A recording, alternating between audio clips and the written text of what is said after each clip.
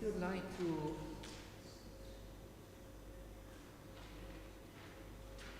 technical difficulty,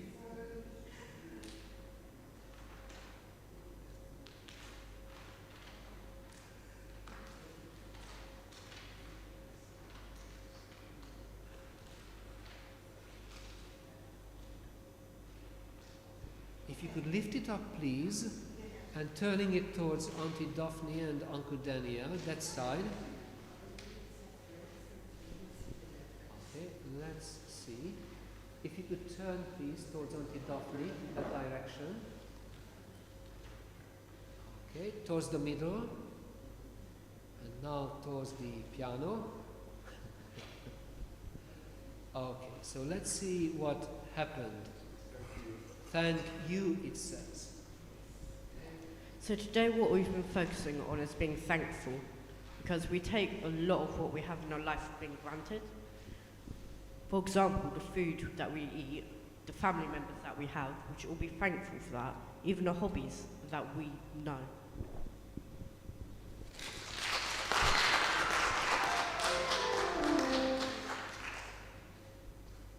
Well, this is our task and mission. If we want to be good missionaries or inviting people to become Thanksgiving people, first we have to practice it, and there are loads of opportunities for this beautiful autumn, the colors, thanking Justice for his music, and, or volunteers,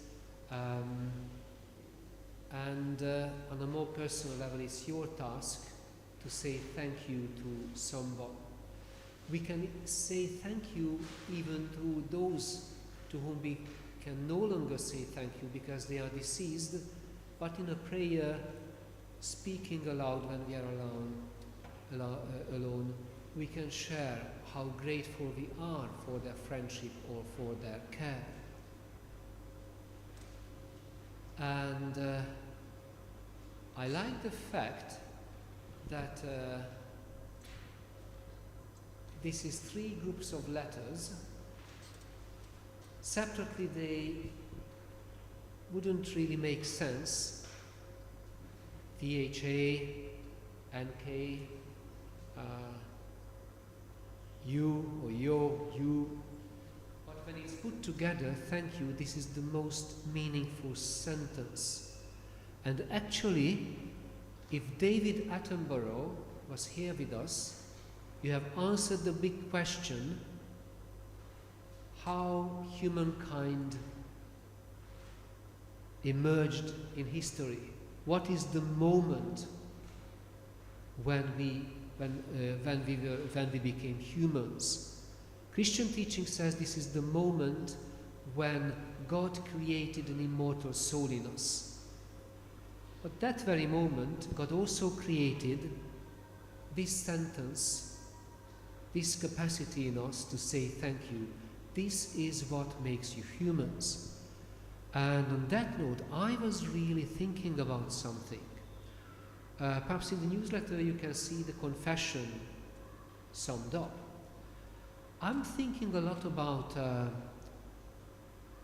why in the Catholic and Orthodox tradition, it's a very ancient Christian tradition, personal confession makes a difference.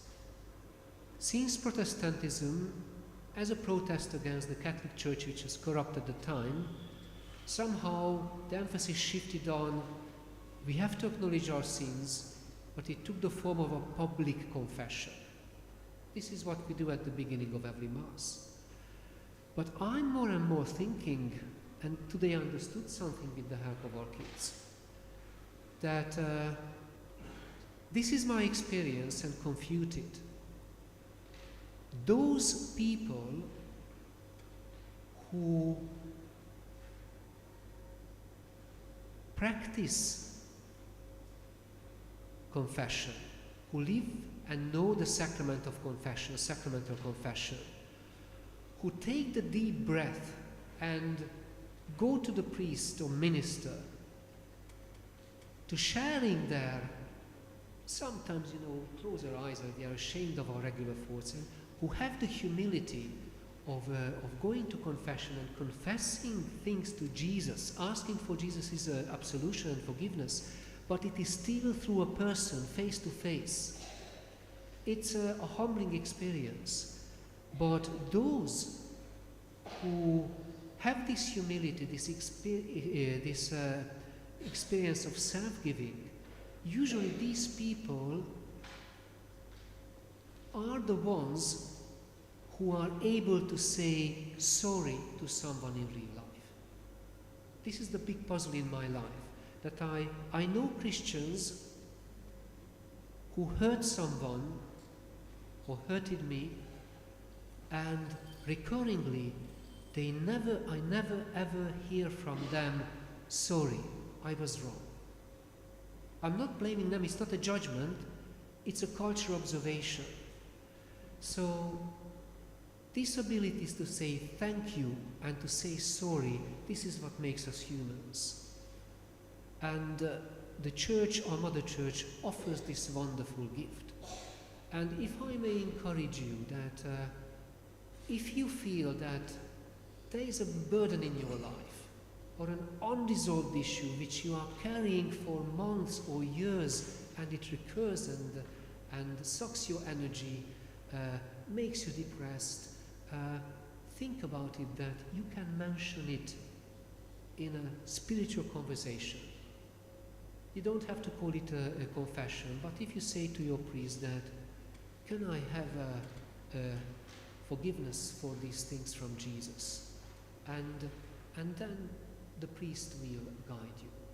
So I wish all of us to become people who can say thank you and who can say sorry.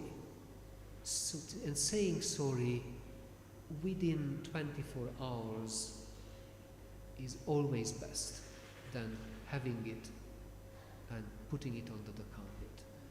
But this is a wonderfully uplifting message that we can say thank you to God. And it's such a teeny tiny detail that in the middle of this O, it's like the human mouth when we open and say thank you, our heart is there.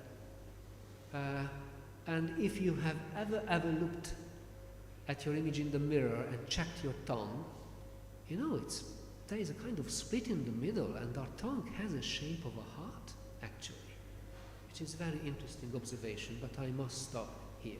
Thank you.